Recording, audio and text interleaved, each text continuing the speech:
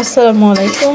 আমার প্রাণপ্রিয় সকল বন্ধু বান্ধবী পৃথিবীতে যত আত্মীয়স্বজন আছো সবাইকে আমার প্রাণ ঢালা অভিনন্দন ও ভালোবাসা জানিয়ে শুরু করছি আজকে এই ভিডিওটি।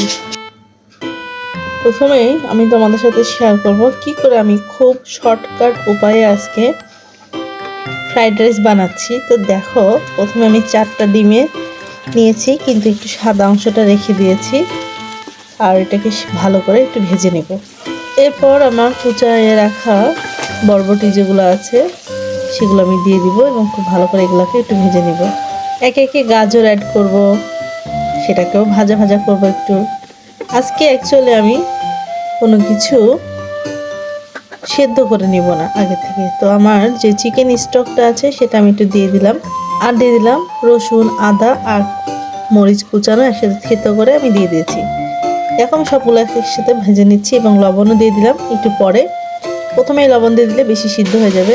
আর দিয়ে দিলাম টমেটো পেস্ট, কারণ আমার কাছে এই মুহূর্তে টমেটো সস ছিল না, সেজন্য আমি টমেটো পেস্ট দিলাম।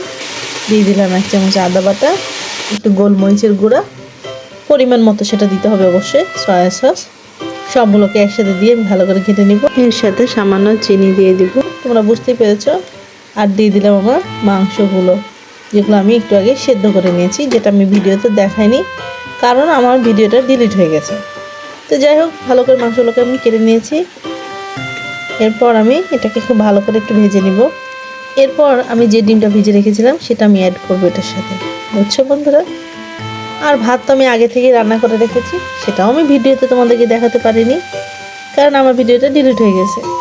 এখন সেই ভাতটাকে আমি সুন্দর করে মিক্সড করে নিলাম, দেখো হয়ে গেল।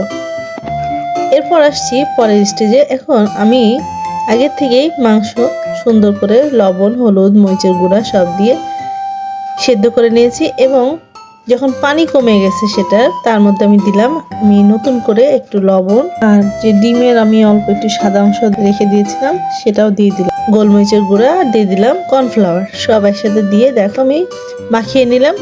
এরপর কড়াইতে তেল দিয়ে সুন্দর করে আমি সেটাকে ভেজে নেব। আজকের রেসিপিটা সম্পূর্ণ ইউনিক। তোমাদের কাছে কেমন লেগেছে দেখো।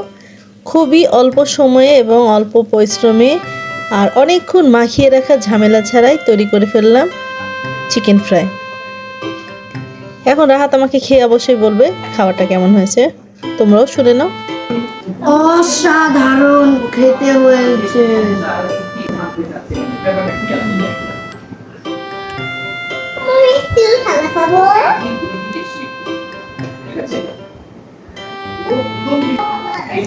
তোমার রান্না কখনো খারাপ হয়েছে? অসাম হয়েছে এটা। আজকের চিকেন ফ্রাইটা কেমন সেটা বলো। অনেক সুন্দর হয়েছে খেতে, মানে মজা হয়েছে। মাশাআল্লাহ খেতে হয়েছে। আচ্ছা দিচ্ছি। কেমন হয়েছে আব্বু? অনেক মজার, মাশাআল্লাহ। আচ্ছা তুমি আমাকে বলো আজকের চিকেন ফ্রাইটা তোমার কেমন লেগেছে, কারণ আজকে চিকেন ফ্রাই মাংসের মধ্যে মশলা ঝাল সব ঢুকেছে কিনা। সবই ঢুকছে আর অনেক মজাও হয়েছে, তাই না? অন্য দিনের থেকে আজকেরটা একটু ডিফারেন্ট মনে হচ্ছে। অন্য দিনের চেয়ে আজকেরটা একবারে আলাদা। টেস্টের দিক থেকে তো অসাম অসাম। মাশাআল্লাহ, রাহাতের অনেক পছন্দ হয়েছে, তার মানে আপনাদের অনেক পছন্দ হবে। ভালো থাকবেন, আজ এ পর্যন্তই, আল্লাহ হাফেজ।